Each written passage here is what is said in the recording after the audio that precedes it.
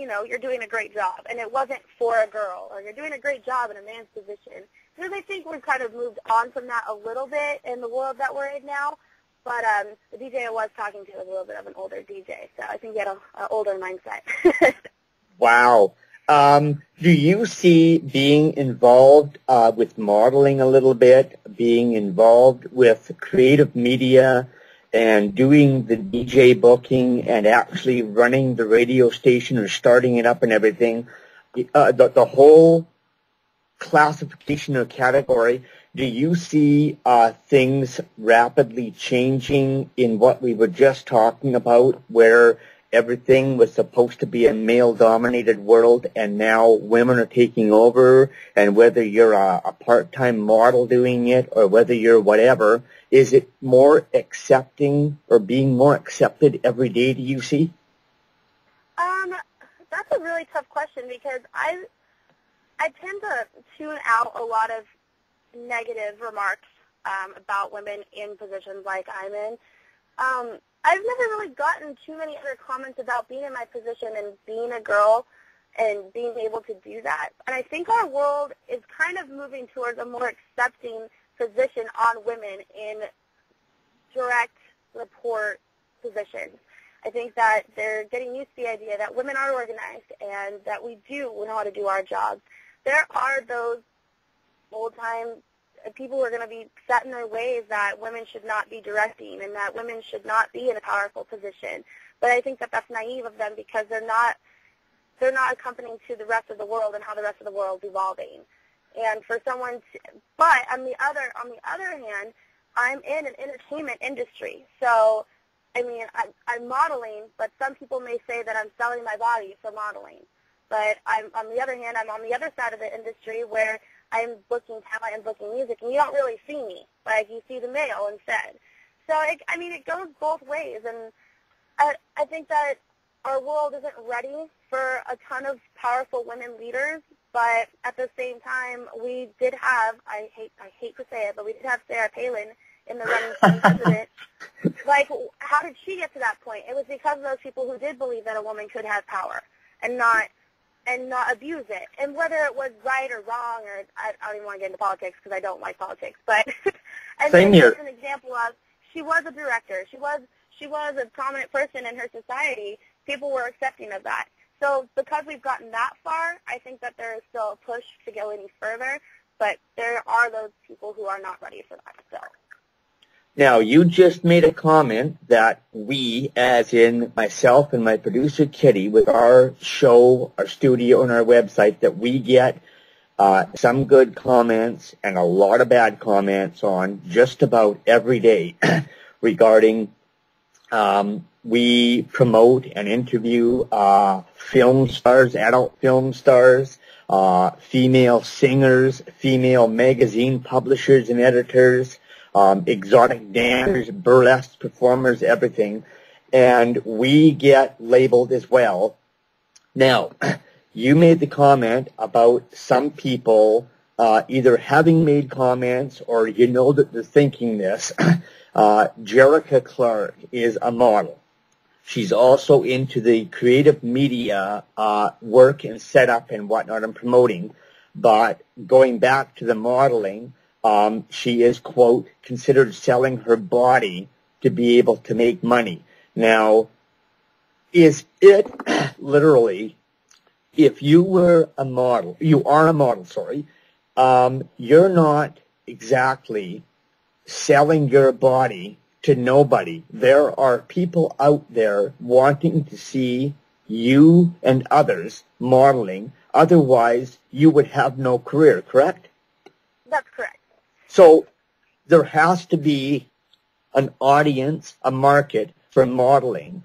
So it has always seemed to me kind of like a stupid comment to say that a certain person is out there selling their body to make money because, yes, they're doing that possibly, but if nobody wanted to buy it, you wouldn't be doing it. Exactly. I think it's an old way feminism that is actually the ones that are pushing for that and saying that it is selling your body. And it's the state of mind that you also enter in modeling with. for me, modeling is, I think it's an art. It really is. And I like to be a part of an art that someone else is seeing. It might not be I'm someone else's muse. It might not be my image and my thought in my head, but I'm creating an art for somebody else and for what they're passionate about their photography. I'm just a part of the picture for me. And, I mean, I want to cater to whatever expression they want me to feel. It's not for me a sex act. It's not something that I'm selling my body for, because I'm technically not selling my body. I'm in clothing, and I'm creating a live piece of artwork. It is the state of mind that a lot of models go into. I could argue myself and say some girls are selling their body for that. I mean, I don't do porn magazines and I don't do implied stuff because that's not what I'm passionate for. But other people may be passionate for that, and I can argue that that's selling their body, but they might not feel that way. So it's all a personal take, and I think that a lot of people aren't open enough to understand that other people go into those positions in their life and their careers with an open set of mind, saying that they're not selling their body that way. To them they might not be, but to someone else they will. And it's always going to be a counteraction of anyone's opinion towards each other. Do you find when you're going to, I mean, that funny little comment, I mean, I find it kind of funny and a bit of a compliment, the comment that you just made about when you were setting up for the one DJ and everything in his comment. Do you find that once the individual, the male, sees you around doing what you do and whatnot, and they see you, is it a little bit more accepting now? And also, when the people, do you ever meet now, talk to live in person, people that possibly listen to you on the radio when you were running it? Well, I don't actually talk on the radio station. It's just a bunch of sets for the DJs that just play consistently throughout each other. Okay. But our DJ does use, he uses girls for his drop-ins to say who is playing. I'll say DJ Cheyenne Giles, and he usually uses his girlfriend to, throw those drop-ins. And some of the other girls that work with us, are one of our photographers. She's done a couple of drop-ins. So we really don't talk too much on our radio station. It's just a consistent playlist of all of the songs that are downloaded onto it. But with the comment that the DJ did make, I have found that I have a little bit more respect from my DJs with them knowing that I am organized and that I am on top of my game and that I am nice to them and I do take care of them. My boss taught me very well on how to do it, but I think they're still taken back by that they see a girl consistently, and they're talking to a girl for booking more consistently than they are for a male, Right. just because it was a role that they did see for a while. Where does Gerrica Clarke want to go from this point? What do you see yourself doing, or where do you see yourself being in, say, a year or two from now? That's a good question. I actually thought about that the other day, and I have a great boss right now. His name's Matt Spencer, and he has a good name for himself in San Diego, and he does own the 3 venues that we work with our creative media with. And I thought a lot about it, and I really do want to learn more within my job because there is so much more to learn with my position. And I want to stay in my position for the next couple of years, and I do see myself staying here and staying in San Diego and taking care of the entertainment for the venues.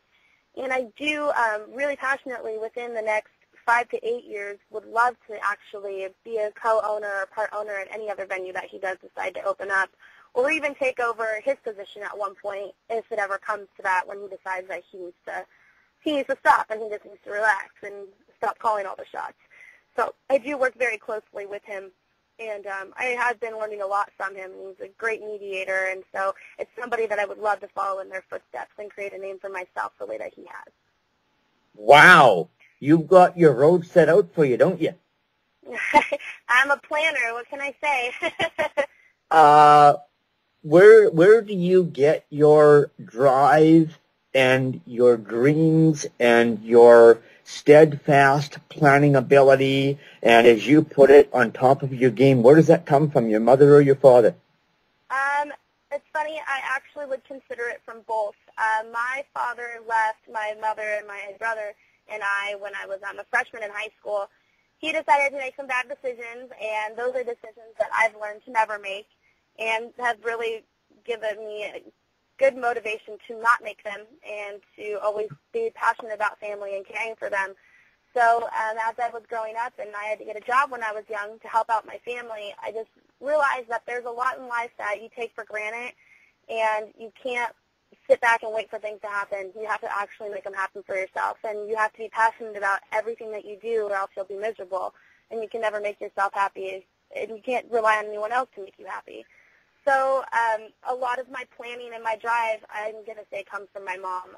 My mom's a great person, and she's never given up, and anything and everything can happen to you, and if it's miserable, like, we've probably been through so many things, and they've always been one bad thing after another is what it feels like. But at the end of the day, being able to call my mom and talk to her and tell her I love her is the one thing that gets me through the next day. So my she's always been supportive in everything that I've done. She's always, like, right there by my side. She's the one I call when I'm frustrated or stressed out, and she's always been that one to say, you know, Gerrica, like, take a breather. Shit's going to happen. Tomorrow's a new day. And so I just have to keep living. Tomorrow's a new day, starting fresh. It doesn't even matter what happened in the last day. So my mom's a big, big person in my life, and my younger brother as well. He has so much drive, and for not having a father figure in his life, I really look up to him being able to push through and be the good person that he is, and really making a name for himself and taking care of his family at such a young age as well. What does your brother do?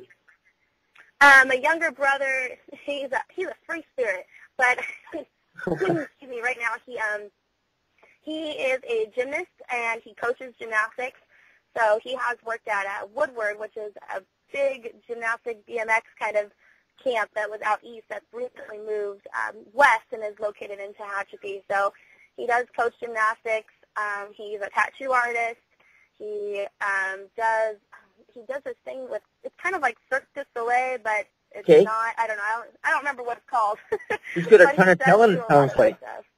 Yeah, he does have a lot of talent. He writes music, he plays music.